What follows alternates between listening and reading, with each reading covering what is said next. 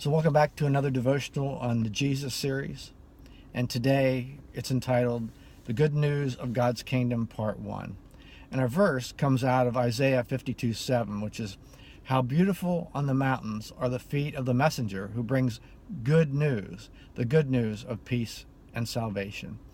So, central to the understanding of Jesus, the story of Jesus and his rescue of humanity, is understanding what is meant by that phrase that's repeated so often in the Gospels of Matthew, Mark, Luke, and John. That phrase is the good news of God's kingdom. Now, these four Gospels say Jesus went about proclaiming the good news of God's kingdom. Now, if we start right into trying to understand this by reading the Gospels, you're going to find out that you're actually in the middle of the story and not at the beginning of the story. So, track with me for a moment as we move backward in time.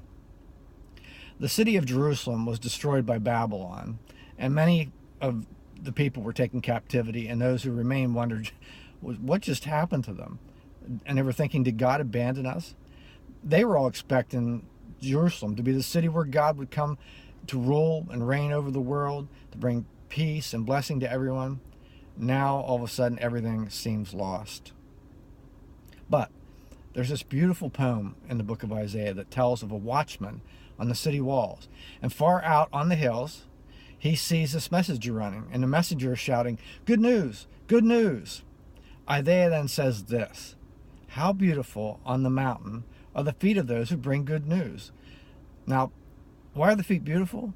Well, because they're carrying a beautiful message. So the real question here is, what's the message? Well, that despite the destruction of Jerusalem, Israel's God is still king, and one day he's going to return to take up his throne and bring peace. So now we fast forward back to the New Testament. We find that phrase good news, or in Greek, that means gospel. Now, sound familiar?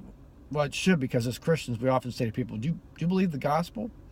In effect, what we're actually saying is, do you believe the news? Or however, remember, this just isn't any kind of news. In the Bible, it's a phrase that always refers to the announcement of a reign of a new king. So the New Testament uses that particular phrase to summarize all the teachings of Jesus. And Jesus himself said he went about proclaiming the good news of God's kingdom. But there's a huge twist. The way Jesus described this coming reign surprised everybody. So come back tomorrow and we'll talk about that huge twist and that surprise.